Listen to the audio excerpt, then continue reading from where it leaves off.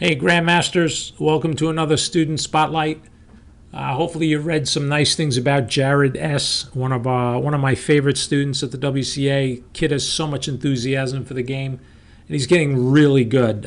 Here he's playing a high 1900, a game in which he wins.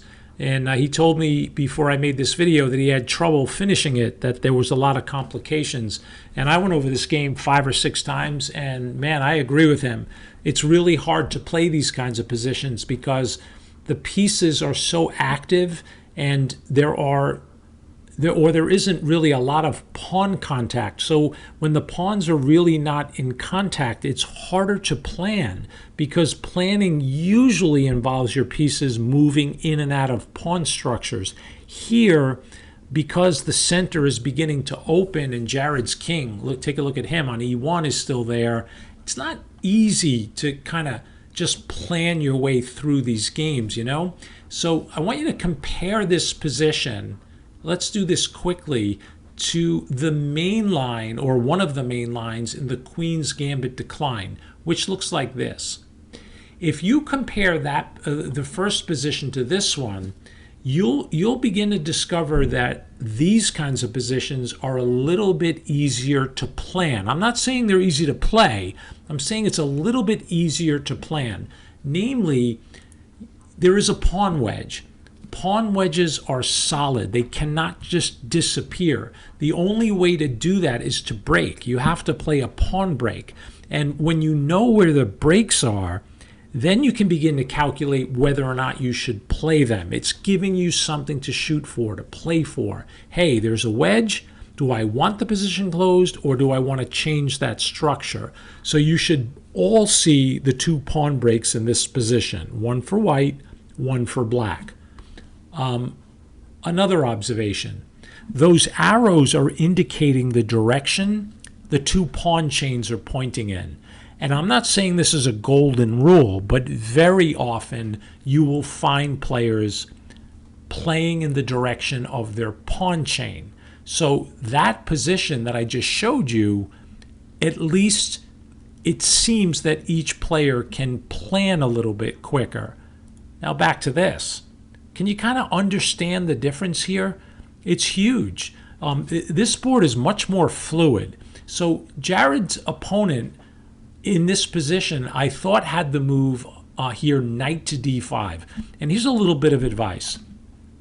When you get one of these sharp positions where the board is very fluid, you're almost always rewarded for a little aggression, going forward, playing a move that centralizes a piece or puts a little bit more pressure on your opponent.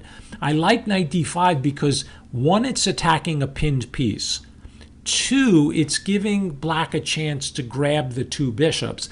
One sample line. Let's just say Jared wants to castle to get out of the middle. So clearly black can try to win a pawn down here. But what about a move like knight to b6, attacking queen and bishop? When the queen moves, you have to protect your light square bishop. Now you trade them off. And do you see a way to win a pawn for black? Bishop takes h3 because the knight will hang. And this whole line comes because of that aggressive move, knight to d5, right? Very simple. There it is, knight to d5. If the bishop takes. Now, it doesn't have to take naturally, but again, you'll have to deal with that knight if you don't take it. And then, you know, that's the activity that you get when you play this way. If you take the bishop, let's say the bishop takes the knight and you take it off, white could, of course, start chasing your queen around, but, you know, you just back it up, and black has accomplished something. The game is continued to open, and that can only favor the player with the 2 bishops. I think the position is relatively equal. I mean, I don't know. I think obviously there's chances for both sides, but at least black has a lot of play. Now let's watch the game continuation. Here's the starting point. In the game, he played rook f to d8, which is a tactical mistake that Jared either didn't want to play or he missed. I didn't have a chance to ask him. But he's got a little tactic here. Do you guys see it? So always pause the video when I say that, by the way. I think you know that. Yeah, bishop takes f7. And I'm not sure, maybe the king tucks himself away and, you can just pull this bishop back. And again, black can think about playing knight to d5, but it is a pawn, and it's something that Jared could have played here. But what he did instead is after rook f to d8, is he played queen to b3, putting a lot of pressure on that f pawn. So now he's clearly threatening to take it. And again, very important moment in the game. A move like knight to d5, centralizing the knight. Again, if you take with the rook, adding another piece into the game. And if white continues to trade, you take that with the knight, you're hitting the queen. Look at every single black piece. Remember, the white king is still in the middle. This rook up here on a8 is one move away from getting into the game. That makes it very dangerous. And you can't get cute and play these counterattacks because of moves like queen takes g2. Pause the video and look at every single black piece. Okay? I don't want to go into every line here. That's how complicated this game was. But I just want to point out a couple of key moments so that you can really learn from this game. So his opponent played e6. Understandable to block out this diagonal, and Jared finds the move bishop to e2. His opponent failed to dig deep here. Why did he play bishop to e2? He's retreating the bishop. And black certainly could try to take advantage of that somehow, but I think he missed Jared's main idea. And I think he's trying to take advantage of this piece here, because you'll notice now it doesn't have any squares after e6. It's getting shut in. So what he did is he played the move h6 and ended up getting into some trouble after g4. But let's go back a minute. After e6, is there a way after bishop e2 rather to try to keep that bishop and queen battery alive? Well, maybe we take. And if you take, you're giving white an option. Okay, well, how do you want to take back? And I'm just throwing this out there. If you take with the pawn, now you have the move queen to c2, which is like a bailout. If you're black and you realize that your bishop is kind of trapped short of squares, sometimes masters will say, you know what, I'm going to just bail out of this mess. I'm not crazy about my bishop being trapped. And who knows, maybe you can get the queen trade, take back with the bishop, and you have a little something to fight for here as black. White has still got their king in the middle. There's going to be a battle over the c file, but at least, you got this d5 square. There's an isolated pawn to play against. It's a chess game. But to me, it looks very, very balanced without the tactics that come after the move h6. And Jared just, boom, g4. And I love this kind of chess. Love it. Because he's pushing these pawns. He's playing tactical chess with his king smack dab in the middle of the board. Absolutely love it. I tell all of my students all of the time, I don't care what the computer says. So even if g4 turned out to be a lousy move, and it's not, by the way, but let's say it was, in Jared's mind, if over the board he feels like taking advantage of that bishop is the main thing to do, good for him. Good for him. If it's a mistake, it's probably just a calculation mistake. He missed something. But here he didn't. His opponent tried to play c4. It's setting a little trap because you don't want to take that with the bishop because you could lose the knight here. But Jared just takes with the queen and pretty much telling his opponent, okay, what do you have? And he pretty much is forced to sacrifice on g4, which he does.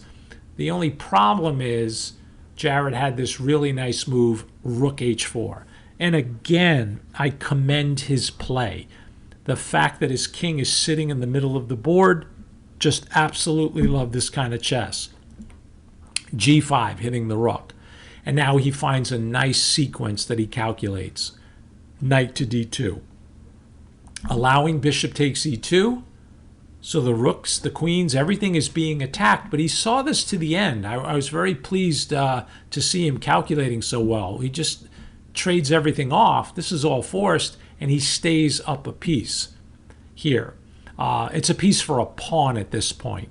And here he's got a substantial advantage. He's doing really well, and his opponent makes it a little easier for him, playing this move f5, which not only allows rook to e6, but creates a lot of weak squares. Like, look at all of these open squares down in that area that I'm toggling.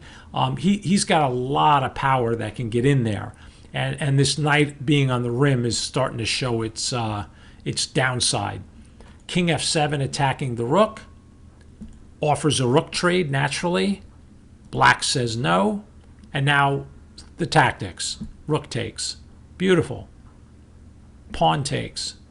And here he got a little cute. I like what he did. I thought he should have just went straight in for the direct fork of the rooks, but instead he played with the C knight check. It's still winning material. I just thought the other way may have been a little neater. Took the rook, took the rook. He attacks the second rook. The rook comes to e4.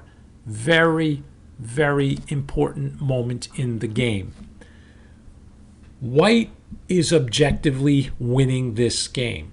He's got a really strong advantage, not just in material, but in the fact that he's got this advanced pass pawn connected here on the C and D files. Black has one too, coming down the H file. However, it's White's move. And I say that with that funny voice because here Jared starts to drift a little bit. He wants to break the pin. Very natural to do that. It was possible here to still castle. And by castling, sometimes we forget this late in the game. This is move 27. That, hey, man, I can still castle. And we don't, but he could have. And by doing that, let's say he gets hit with f4. You put your bishop on d2, and the rook comes in. You can start pushing that pawn. You're pretty much going to force this bishop to deal with your pawn at some point, and your knight. Maybe you take the pawn with the knight yourself. But at least in this position, everything he has, Jared I'm talking about, is sort of working. The rook is free from the corner. The king is relatively safe. You're going to need to get this knight back in the game, but at least you got some stuff going on. Back here, Jared made his first kind of inaccuracy. He played the move king f1. Not losing by any means, but the only problem with king f1 is after the move f4, he gets the following move. It's funny, if you heard my phone, that was Jared's dad texting me. I was asking for some more information about Jared's play. So how funny is that? Okay, let me turn my phone off. So he plays bishop to d2. However, now comes f3. And when f3 is on the board, it creates what I always tell my students, be very careful about, the pawn wedge on the 6th rank near the enemy king with power pieces behind it. It can very often be worth a piece, which it is not quite now. Here in this position, bringing the knight back into the game may have been Jared's best choice. At least the knight is covering some squares and the rook is still free on the A file. What he did in this position is he played bishop to c1. Maybe he's hoping or was thinking he didn't want that bishop to get tempoed by the rook. The problem is now he has to ask himself, what's the material now? I think the material is equal. It's 5 pawns against 5 pawns. Rook against, rook and bishop against rook and bishop and knight. However, my question is, with the knight being this far away and this bishop completely out of play, what's the value of these points. It's so funny, I got a call from Jared now, and I was just talking to him about this game, which is kind of cool. I'm staring at the board and talking to him about some of his work habits. So anyway, you know, when I was telling you that the material is equal, it kind of is because of this pawn wedge here. It is so powerful that after the move rook h4, Jared has to be careful not to lose this game. This will probably end in a draw. If you play king to g1, you just get checked. You pretty much have to move your king back to f1. If you try to come up, you know, you're going to get hit with a check. You're going to lose the f pawn. This pawn is going to become dangerous. So I think after rook h4, there could have been some real play. So with that king back in this position, clearly not bishop to c1. You know, something else to keep that either knight to d5 or castle or something. Just, you know, get those players into the game. Okay, so let me show you the end of the game. So after bishop to c1, his opponent plays h5, which is still fine. It's still a good move, and Jared now gets the knight into the game, which is really good. And here comes rook h4, and there are some differences here with the knight on d5. At least it's covering some squares. It's not the same attack, and Jared decides to make a run for it. The rook checks, the king goes to d2, h4. You got to be careful here. King e3, and now Jared is kind of asking for some trouble here, and black to play and win. Yeah, that's right. Our hero is in trouble here, and I think the move rook to g1 would have just ended the game pretty quickly, because rook g1, you can see the activity of the rook. Even if you lose this pawn, you're going to lose. You don't have control of the g file. The king can't approach the rook. How do you stop the h pawn? You know, if you take the pawn now h3, what are you going to do? How do you stop h2 and turning into a queen? If you move the bishop to sack it to stop the pawn, you're going to lose the rook. You might get hit with this check first, and you get out of check and you lose the rook. And now, I don't know, it's not looking so good. Big difference. So after king e3, I think rook g1 would have kind of sealed the deal. But his opponent played g4. Still dangerous. Still dangerous. Now watch this. Jared is in trouble here because his opponent is finding the plan of, you know, pushing the pawns down the board quickly. He plays king f4. Again, rook to g1 would have been very difficult to deal with. Very difficult to deal with. He's worried about, you know, he'd have the possibility of this bishop giving a check someday, but his opponent plays king to h5. Now I'm going to back it up a second. In this position, if you put this on a computer, and I did, I don't have the computer running now, it was like a, I don't know, +5+ or something for black, just moving the rook and pushing the pawn. And after king h5, it's like +12 for white. It's an incredible jump of points, like a 20-point move, just incredible. What's the winning move? You guys find it? King f5. It reminds me of the game Nigel Short against Timon, when Short brings the king up the board to mate. Now h3. It's too late. White played one move. Black resigned. What a cool finish to the game. Bishop to g5. That's it. It's over. That's all you can do. There's no way. You got to stop the knight from coming to one of those squares. It's checkmate. Beautiful game. But again, you must have seen 3 or 4 times in this video how you get rewarded for having your pieces active. In this case, it was the white king. Now, it turns out that black could have and should have won the game, but by not being active enough, they ended up losing at the last minute. So what a very, very cool game. Nice job, Jared. Hope you guys enjoyed it, and I'll see you in the near future.